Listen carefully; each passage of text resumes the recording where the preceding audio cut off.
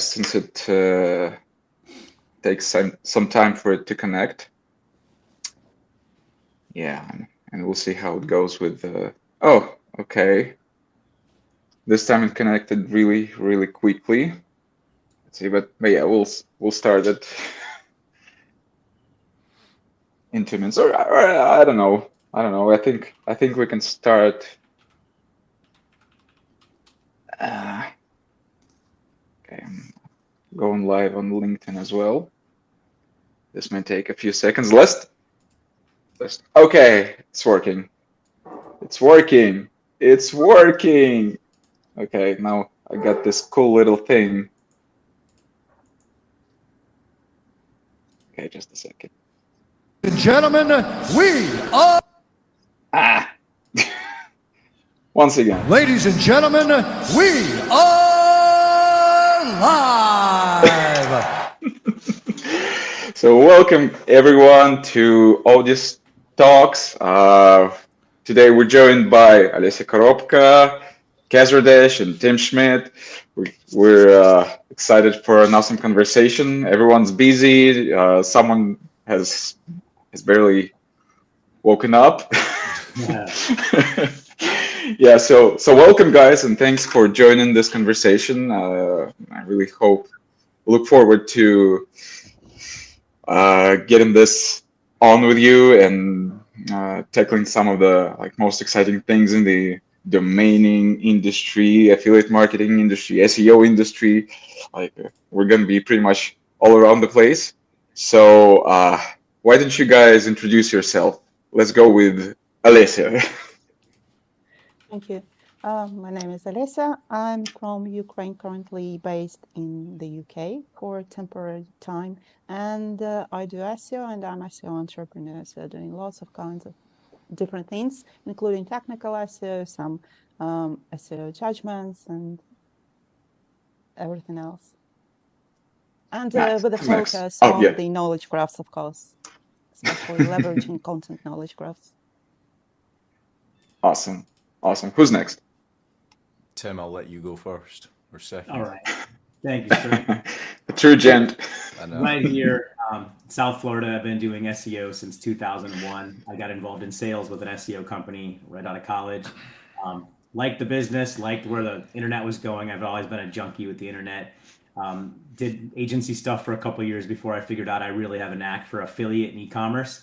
I did that largely for the next 16, 17 years. Last summer, sold an e-commerce company after 13 successful years of e-com and Amazon, and back to just full-time affiliate and client consulting. So I like to keep up with the trends. I'm a big domain collector myself, which kind of led me down this path of helping out at Odys, and just enjoying the ride. 22 years now.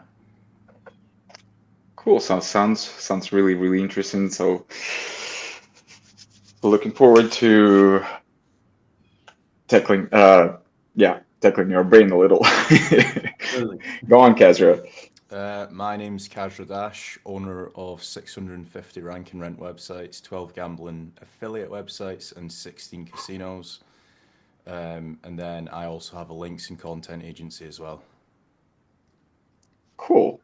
So we're all in.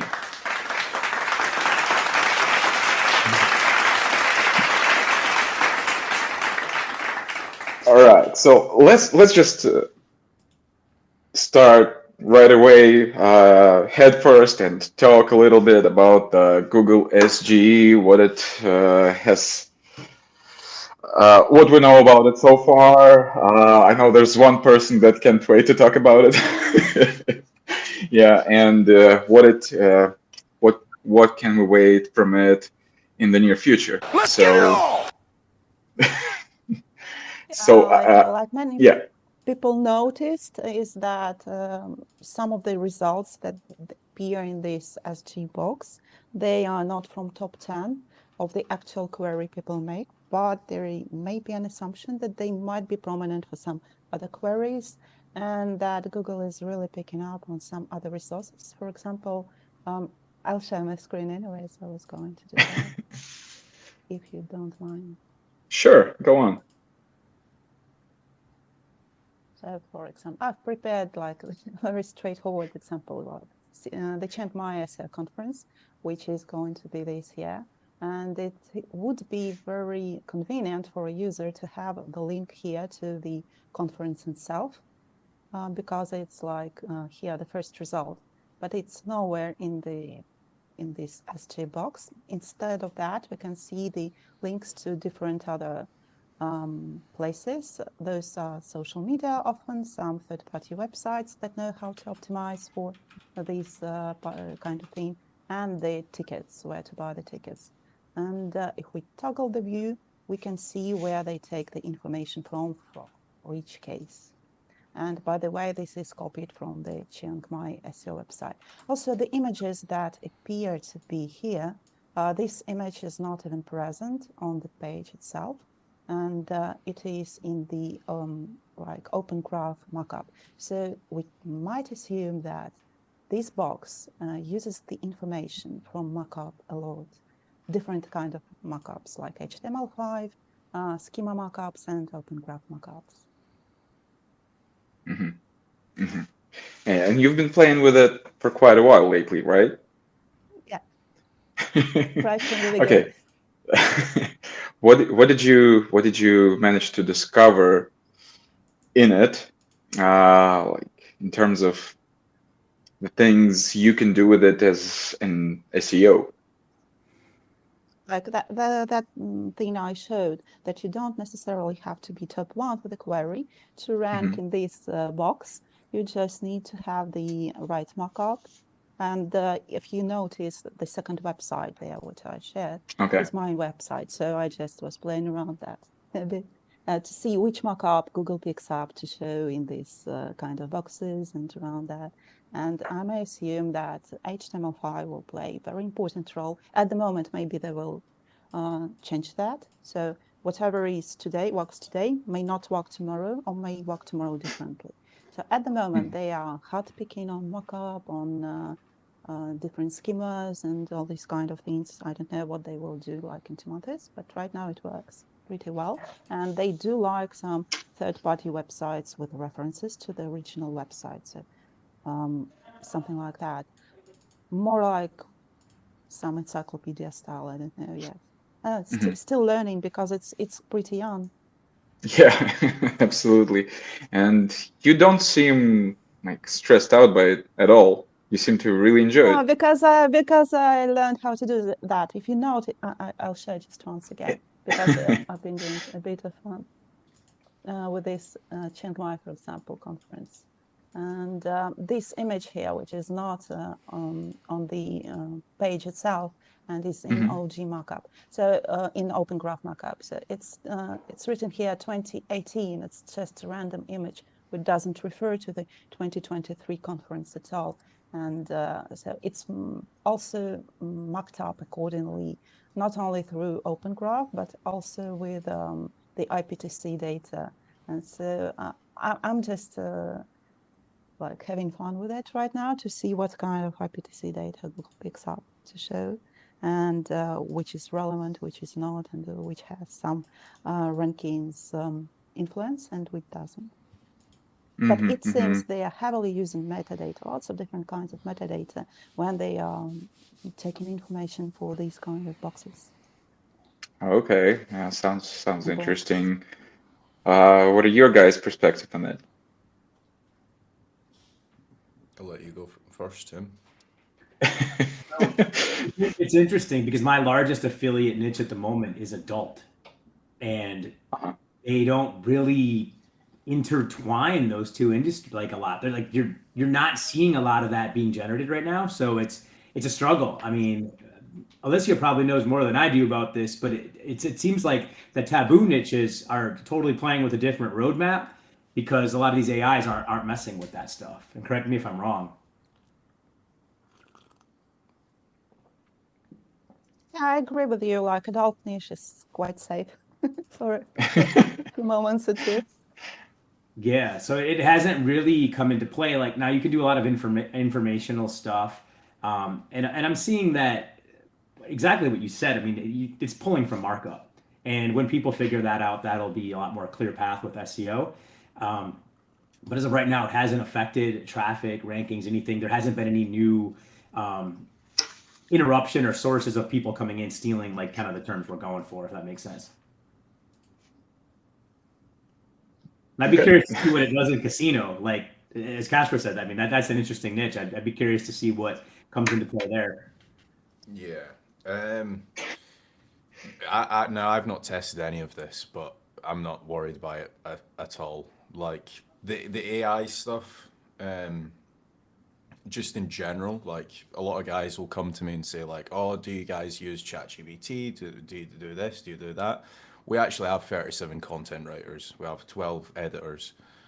And the reason why we don't use ChatGPT on our main websites is because like the UK Gambling Commission, like there's so many new laws that get introduced every 2 weeks or every week in gambling that ChatGPT or any AI writing tool just isn't up to date. So for example, you'll tell it to go and write you an article about slots and it's just not factual at all. So it'll be saying like, yeah, you can spend £15 per reel on a slot, right? But it's actually not the case. In the UK, they've recently changed that within like the past year. And then they've recently changed it again within the past like 6 months.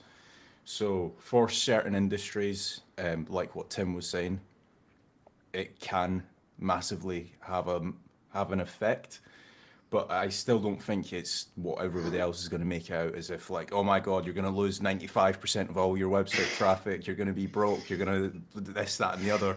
I just don't think that's they're going to do that. So that's my opinion on it.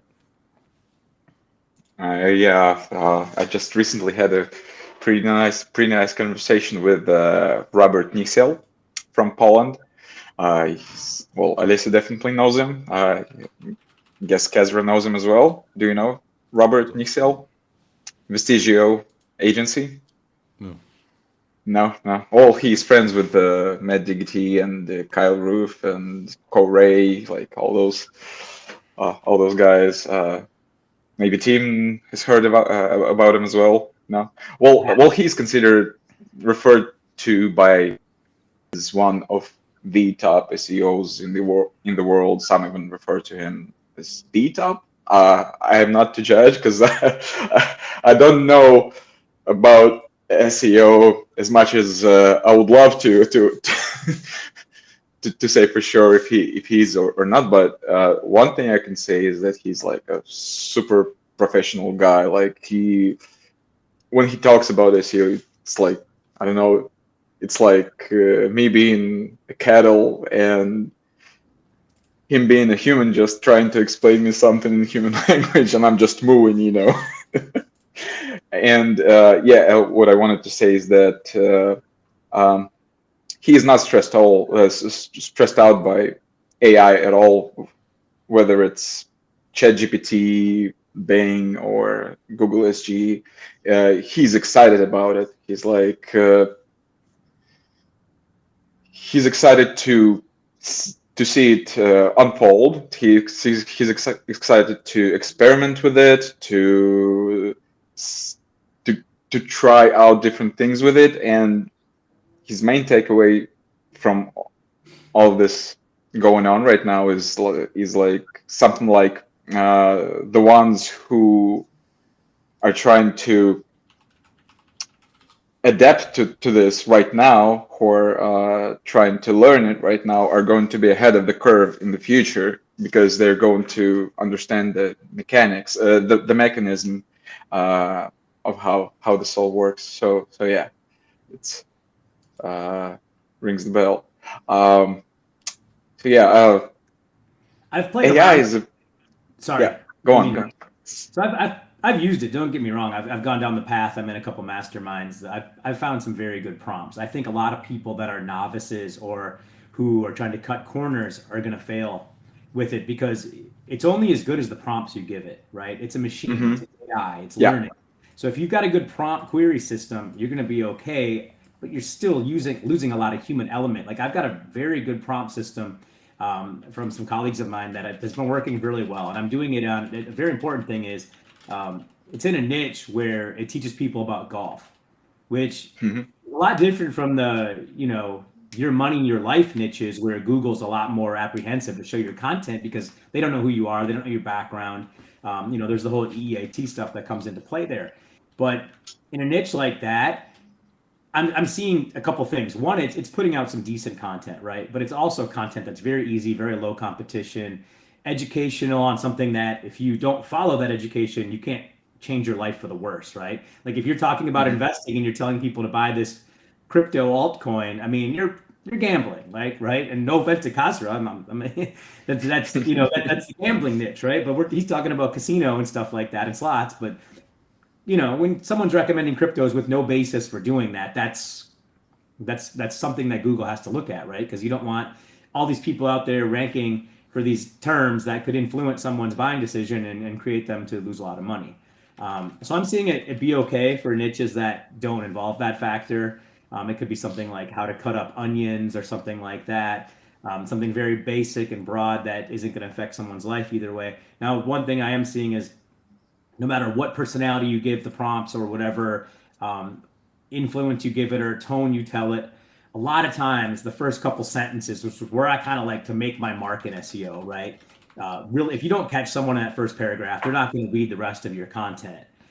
A lot of times there, it's failing me. Like, for example, in my golf example, no matter what I'm doing, a lot of times it's opening up with, hey, fellow golfers, I'm sure you're looking at hearing about these new fairway ways.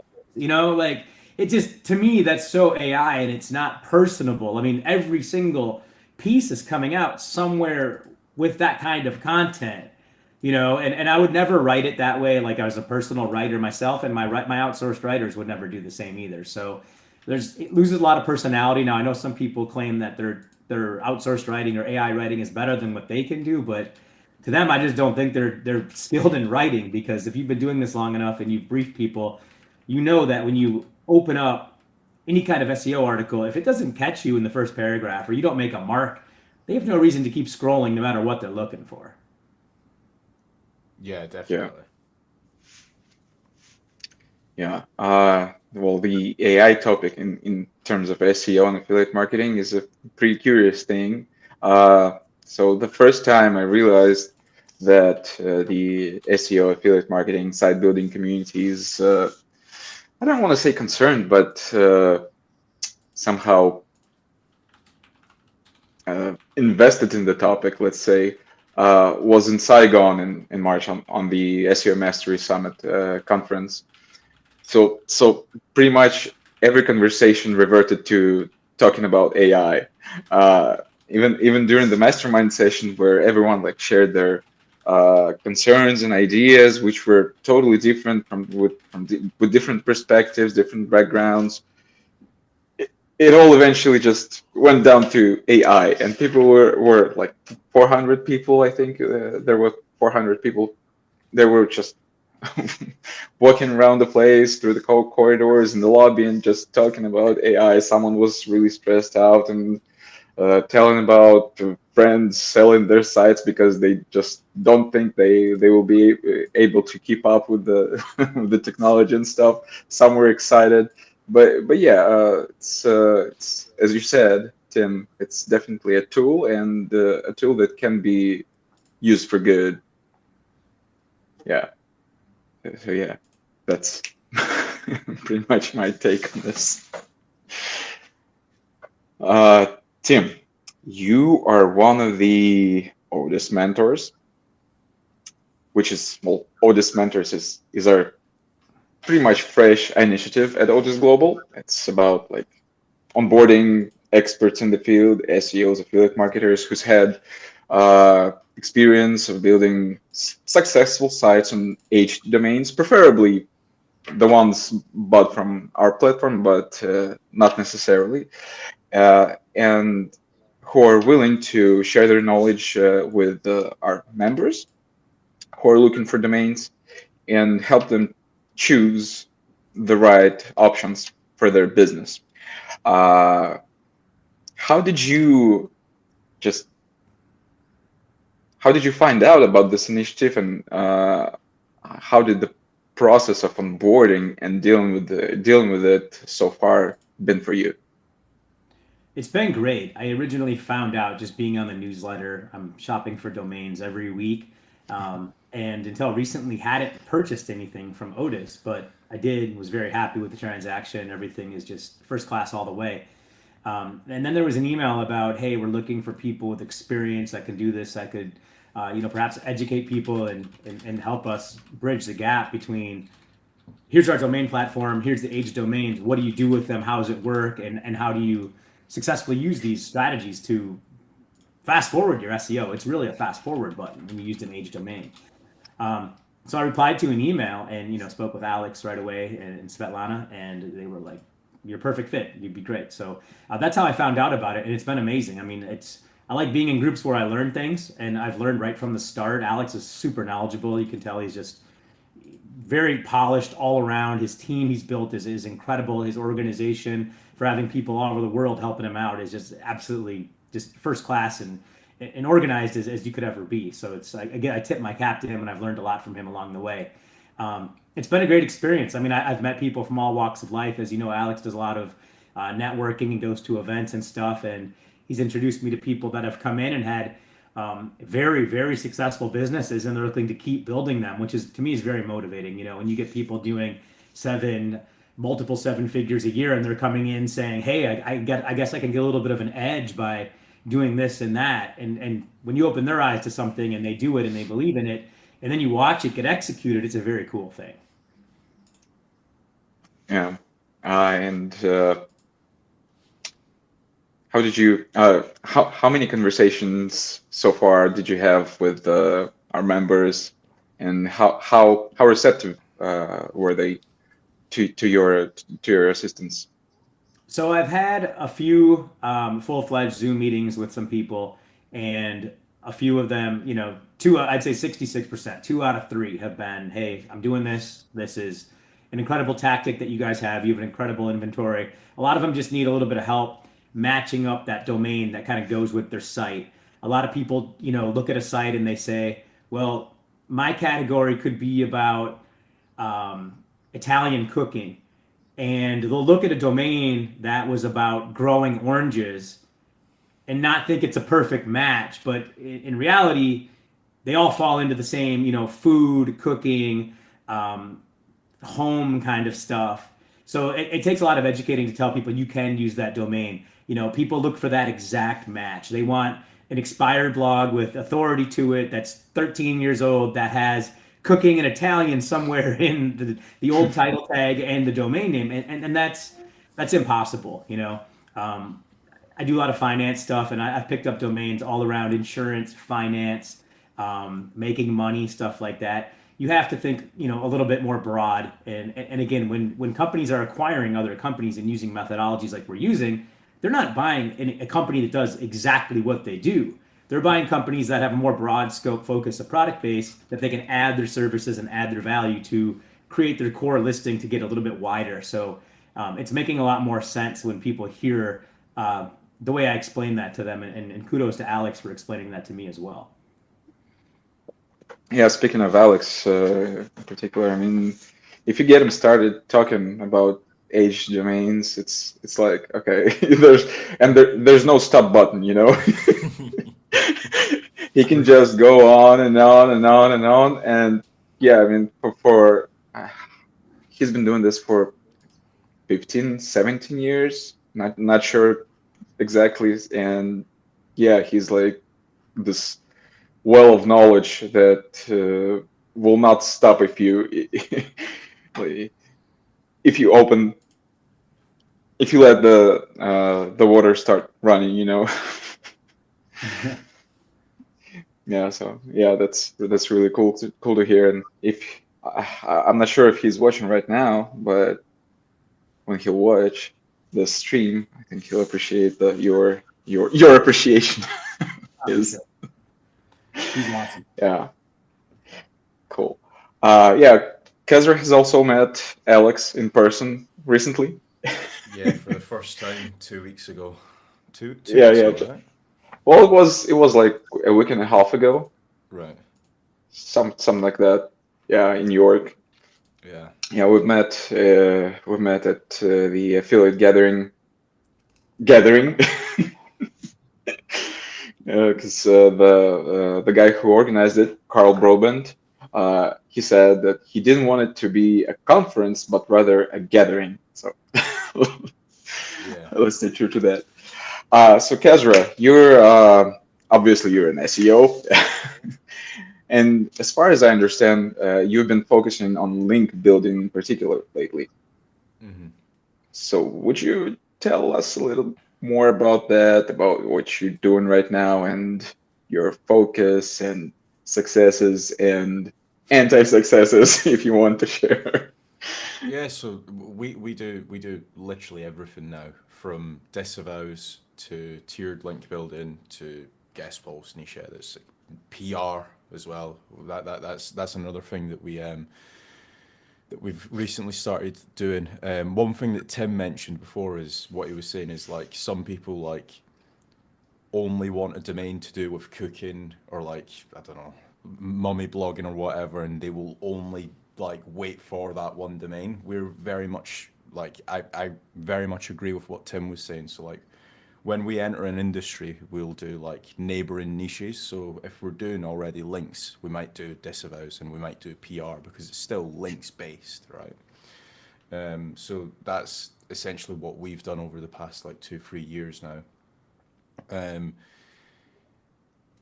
The reason why we done it is because a lot of people don't do link building correctly. So like there's a massive debate to say like, should I only build guest posts or should I only build link insertions / niche edits?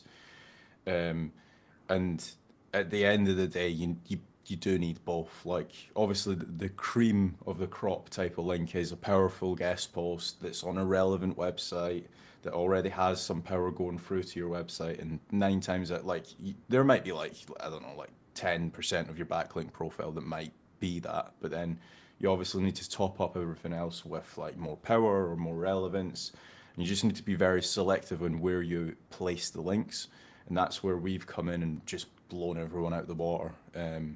Like there's a lot of people that will jump on calls with myself and they will say like, oh my god, like I've had 4 or 5 other sales calls, and all the other link building agencies try to just get you to buy a link pack because that's the most profitable. Whereas like there's times where people will come on calls with me, like ODYS guys, right?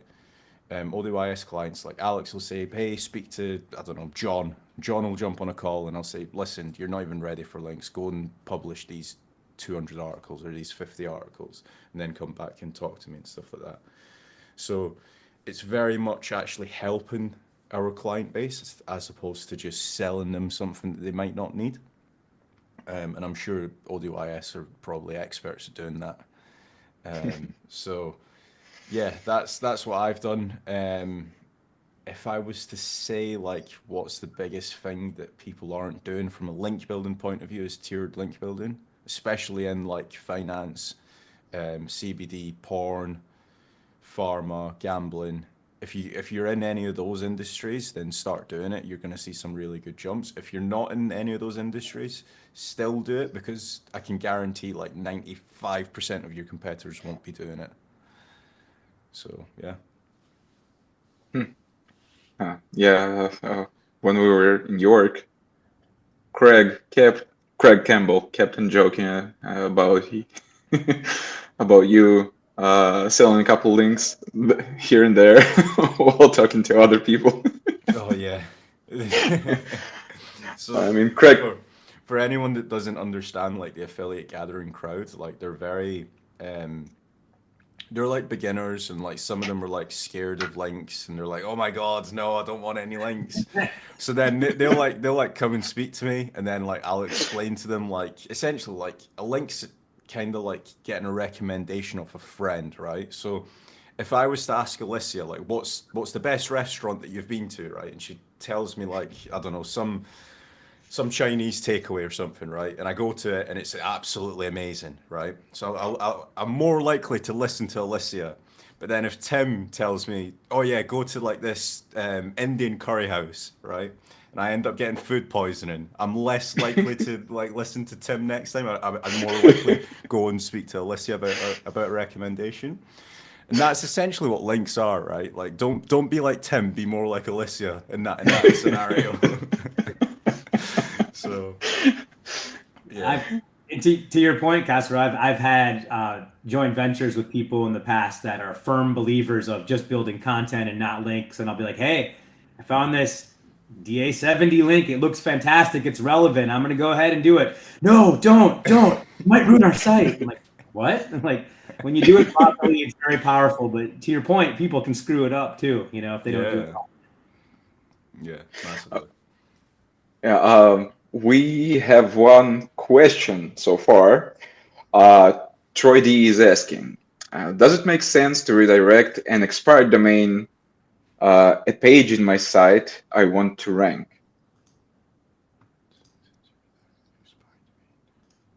Expired domain, a page in my site I want to rank. Does it make sense to read that? I'm not sure. Does he mean redirecting the whole domain to just one page, which might That's be what I not understood even as relevant? well. Yeah. Yeah, seems like there's a two missing. Or two? Oh, a two particle, TO. Ah, right, okay.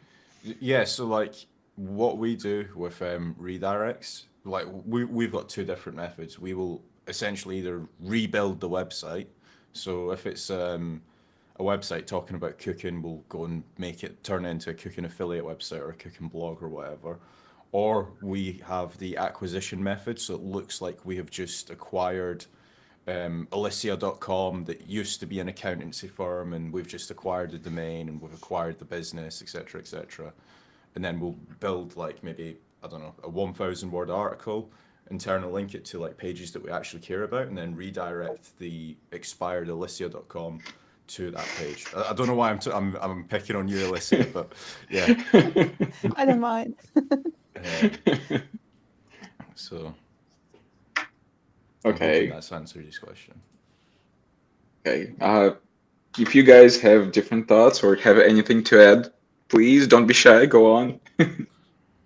No, that's the exact method that I've always understood and incorporated myself, just to add color to it. Sometimes if there is a relevant inner page or blog post in the past that has an exact match to a topic that you have on your site, you can go ahead and point that old URL to the one on your site as well. That's another tactic people use.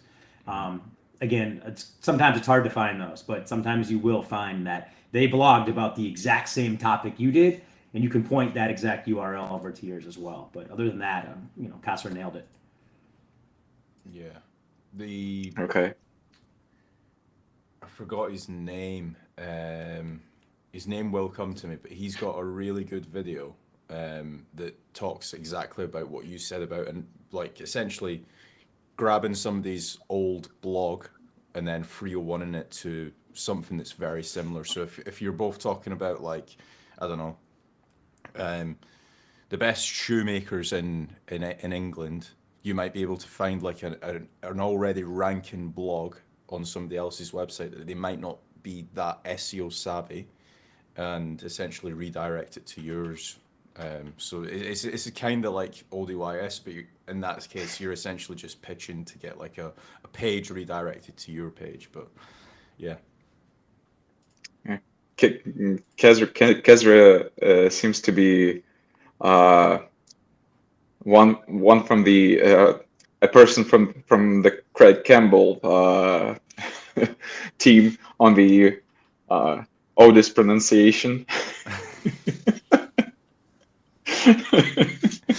I've just heard Craig talk about Odys, so like that's how I pronounce it now. But yeah.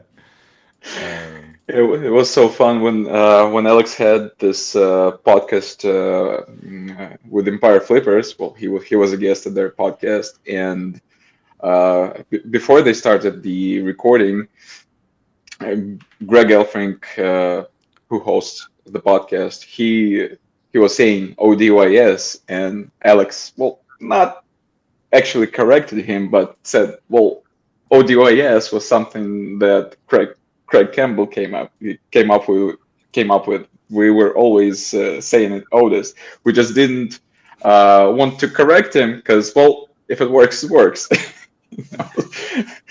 So it just picked up since then. So yeah, a lot of you Brits are saying ODYS.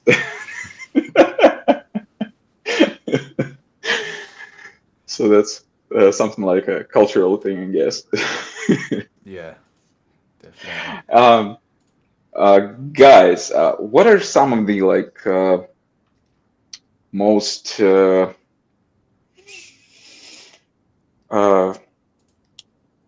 urgent, I'd say, hardships you're experiencing in your work as SEOs, affiliate marketers, link builders these days? I think for me, I can speak, and I've jumped ship, so to speak. Like it's like if you can't beat them, join them. So I'm in a lot of spaces that are dominated by parasite SEO, right? And for people that don't know about what that is, that's putting your content on a very high domain authority site. A lot of times they're newspapers or other publications that have a massive reach, audience, team of internet marketers behind them, and have been around a long, long time. If you go into any niche that's black hat, and not necessarily black hat, but competitive, right? So something that is big and known in affiliate marketing space is like testosterone boosters. There's a lot of searches for that. A lot of people know that space. If you're to go in and type in best testosterone boosters for men, you're going to see page one is dominated by a lot of newspapers. It could be San Francisco Gate, it could be Dallas News, Miami Herald. The list goes on and on and on. And you can do the search live, and you'll probably see that what I'm saying is true. So it's one of those things where you pay a lot of money for those parasite SEO articles, and what you do after the fact is to Kasra's point, like a lot of tier 2 link building does really well with those as well.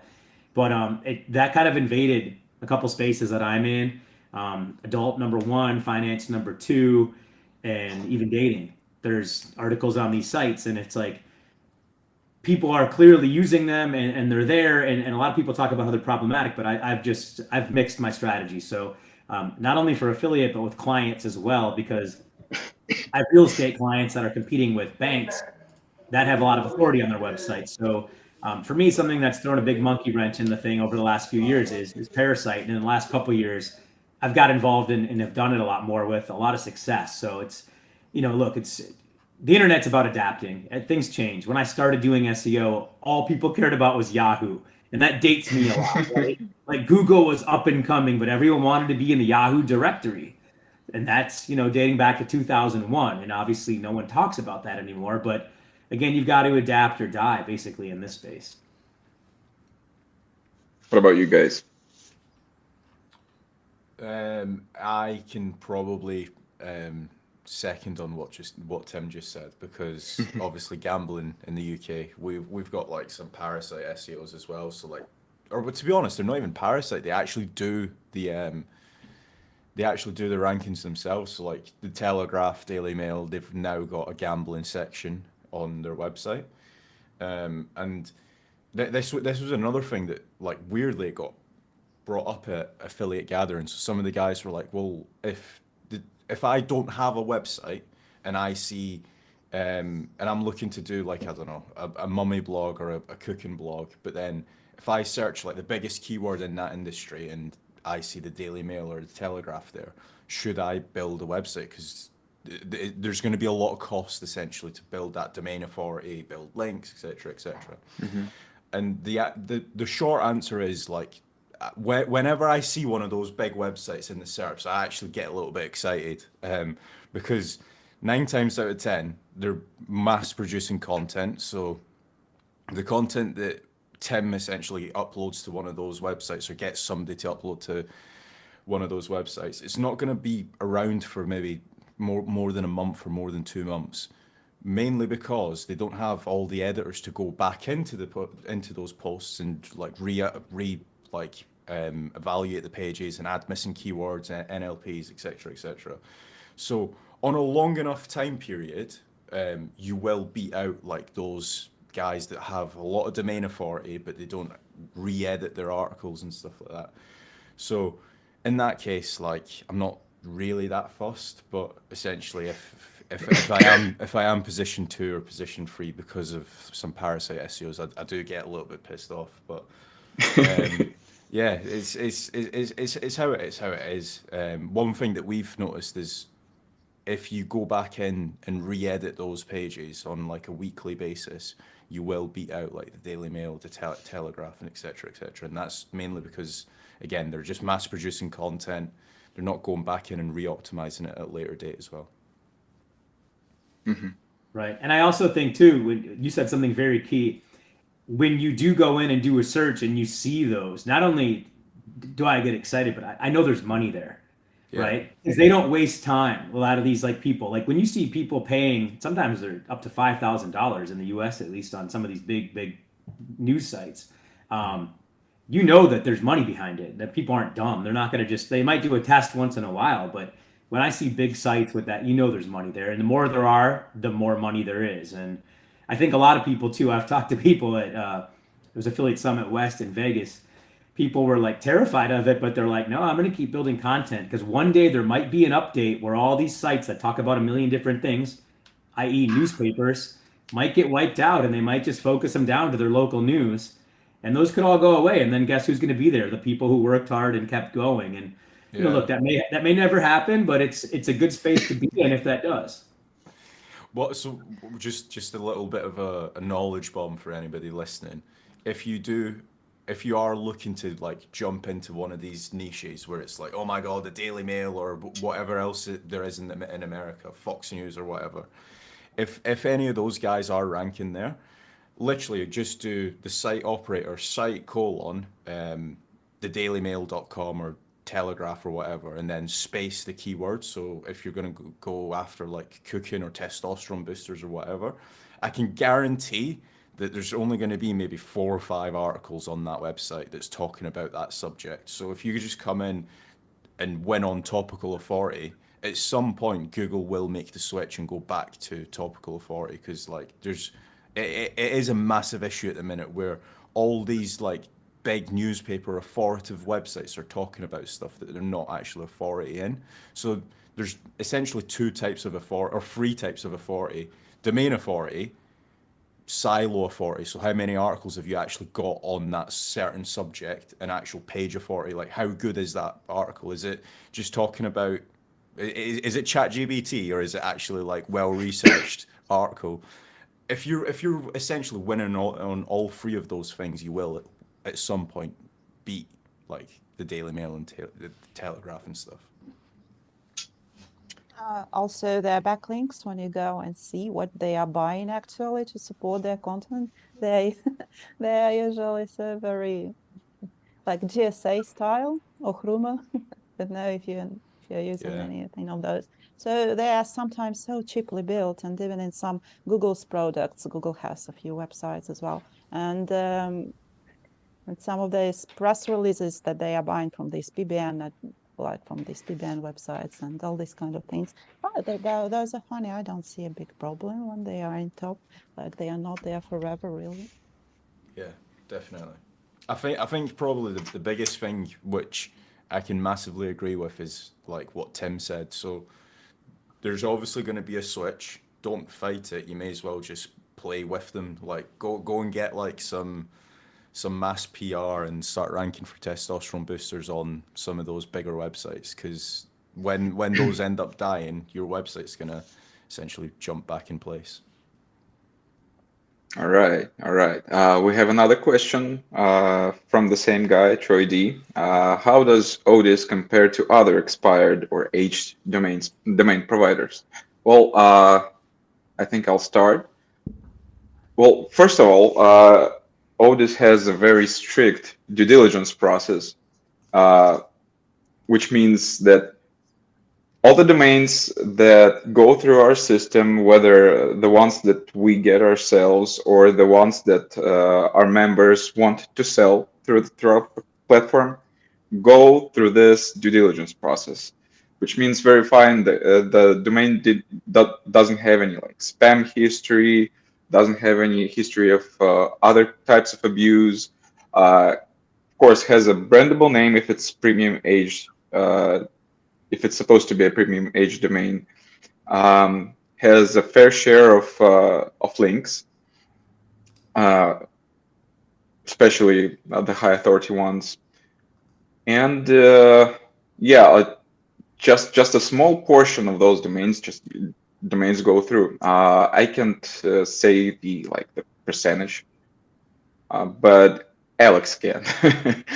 So if you want a precise answer to this question, to this particular detail of my answer, you can just reach out to us through support and ask this question. What else?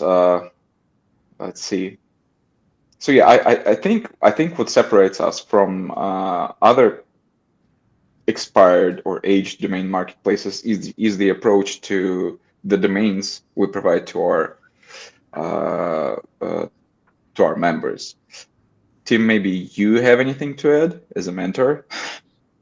I think if you look around and shop at any domain offering, I mean, to me, like there's not a competitor out there that holds a candle to what's offered at Odys because, if you're on NameJet or you're on GoDaddy auctions, like sure, there's going to be an estimated value of the domain, but you have to go off page to do all your research about what's behind that domain. You got to pull up Ahrefs or SEMrush, whatever you want to use. But Odys gives it all broken down right there. I think they do a really good job of summarizing exactly kind of the past history of the domain, intended uses that you could use for it as well, which to me, as someone who communicates with people that are interested, makes my job a lot easier. They really break it down and dummy proof the whole process with all the stats there, the age, examples of some of the referring domains, which is very key. So it takes a lot of the guesswork out of purchasing an aged domain. Yeah, thank you. Thank you. Maybe you guys have anything to add if you've had any experience with our platform. Well, I know Kasra had. Yeah. I like there's so many pros to using ODYS for me. So obviously my team are trained up on like how to actually use the platform and stuff like that. And some people might say, well, it's easy to just log into a dashboard, but I know when my team is logged into that dashboard, like I don't need to worry about them picking a bad domain, right? So like everything I know has been like pre-vetted by like I don't know if Alex does it like 24/7, just going through like 10 million domains by himself, or if it's the team. I like to think it's just Alex just doing it by himself, but it's definitely not. So I like that. Like everything's just been pre-vetted.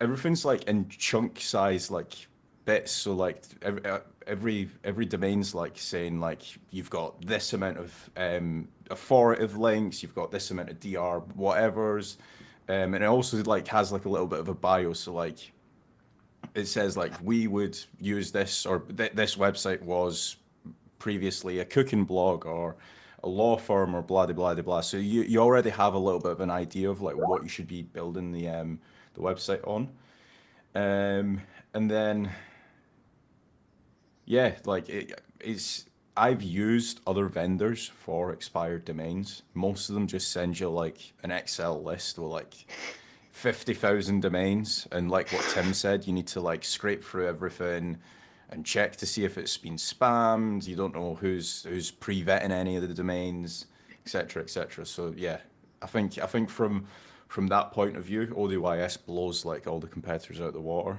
Again, if anybody else does have anything else to say, like if anybody else has like a competitor, feel free to message me and I'll check you guys out. But I'm yet to see an ODYS competitor that does it as well as you guys.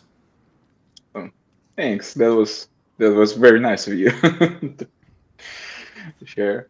Olesia, maybe you have anything to say about this?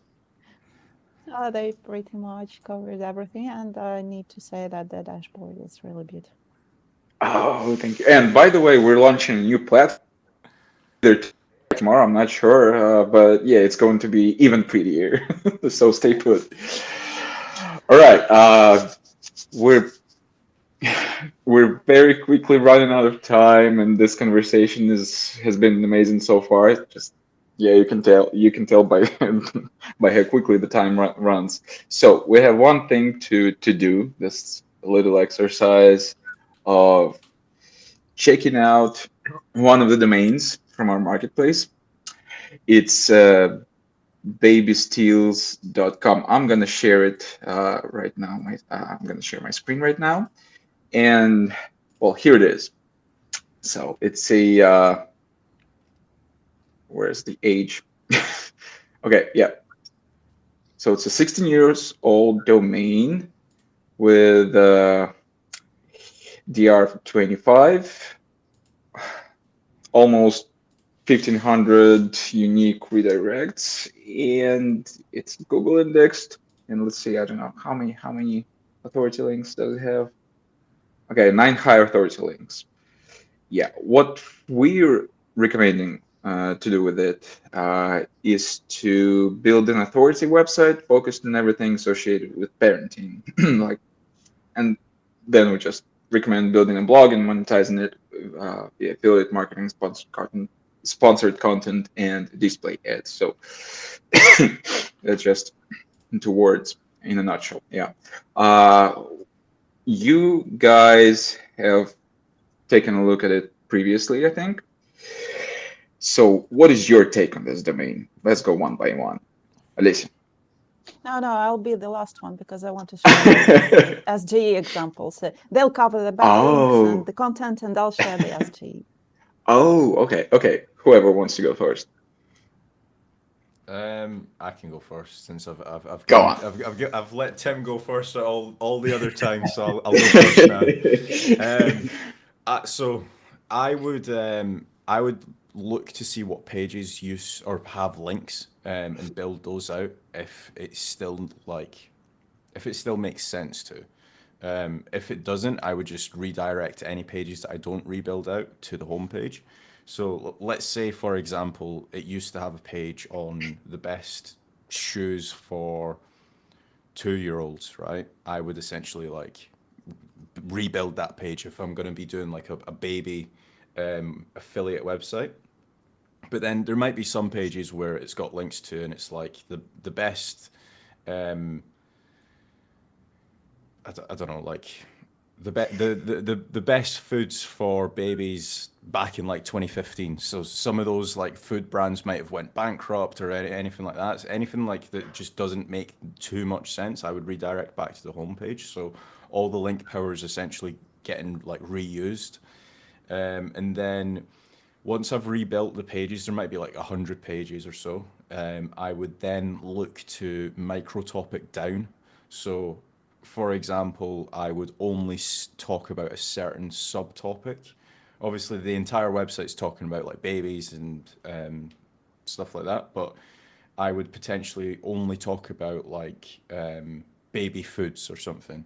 And then once I've then covered the topic in its entirety and broke past the 40 wall, that's when I might start talking about like baby clothes, baby shoes, what shampoos and healthcare products that you should use for babies. But again, I would only move from one topic to another. So making sure that I've spoke about everything to do with baby foods. That might take me 6 months. That might take me a year, but I won't move past that subject until I've covered it in its entirety.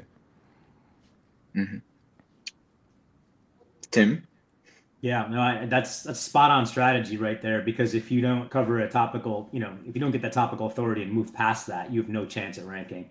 A lot of people do that. They'll cover a topic and get the number one researched or conversion, let's call it, topic covered, and they'll do a couple supporting articles and then build links and just leave it right there. And right now, Google doesn't like that. They want you to put out more content and support all that content. So if it's baby foods, it might be, people will try to rank for best baby foods. Well, what about best gluten-free baby foods, best low sugar baby foods, best high fiber baby food, all the way down, right?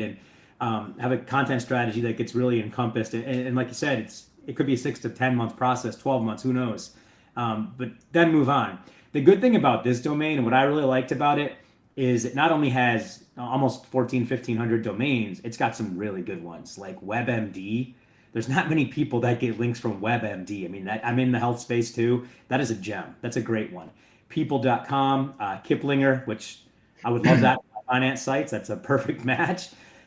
They got a lot of good stuff. LA Times can be bought. I know that's a parasite one, so who knows? That could be organic, could be parasite, but either way, it looks like they have a do follow from them, which is powerful. Just a lot of really good domains that go back, and they're not just recently acquired, which I like even more. When you're looking at a domain name and it's for sale, and a lot of the links are current, that could be something someone did to pump up maybe the value when they're selling it. I see that a lot at GoDaddy auctions. A lot of the referring domains will be recently added, like in the last 3 months, and that smells fishy to me. A lot of the domains they have go back to 2014, 2015, 2018, which are obviously domains that are there and seasoned, and the people linking from those sites either forgot about it or don't care that this site isn't doing anything right now. And that makes a lot of sense, because over time you're just organically going to lose some of those when people figure out either that this domain got repurposed or that they go back and edit their content, and which we discussed earlier, Kasra did, and they might find out, hey, we're linking to a page that doesn't do anything. It's for sale at Odys. Like, what the heck?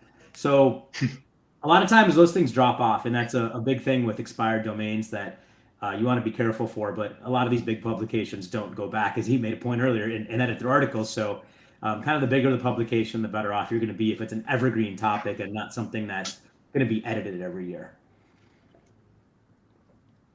Nice. Okay, go on, Olesia. I'll share the screen. I cannot without sharing the screen. So sorry.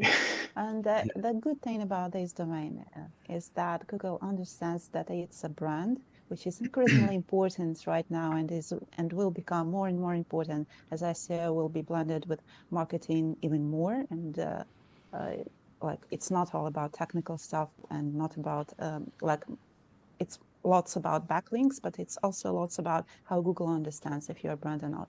And it's clear that Google understands that it's a brand and it has the history, and maybe it will be worth like going on with these daily deals, which they got famous for on these forums, and they have lots of backlinks about those daily deals. As far as I understand, they picked some cheap product and advertised it for one day, and they kept their audience go to their website each day, check which product they can offer today. So that might be a good strategy to continue with.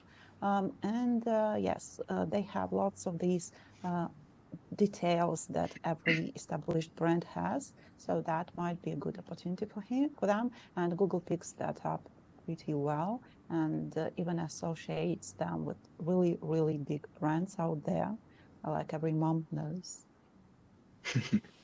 Thanks, Olesia. Thanks, Kasra, and thanks, Tim, for sharing your perspective on this domain. So the bottom line is, it's a good domain to build a business on. Yeah, of course it is. It's an ODYS domain. You know, as they would say when you're buying a house and you're looking at an old house, they would say it's got good bones, and this site does have good bones. Nice, sounds solid. Yeah. Okay. So we're about to wrap it up. I'd like to thank each and every one of you for joining in and sharing your thoughts, your perspectives, and just enjoying the conversation with each other. It was a hell of a time. Make sure to subscribe to this channel if you're not subscribed yet. Share it to your social media and friends. As you could hear and see, we had quite some value discussed here, so this could be really helpful for someone. Maybe, if not for you, maybe for someone else in your surroundings. I'm sorry, I don't know why my throat got sore. So yeah, and tune in next Wednesday at 11:30 a.m. UTC. We're going to be joined by Jamie IF, Charles Float, and Jill Karen, and we'll see what we're going to talk about next time. So yeah, take care, everyone. It was really, really great conversation.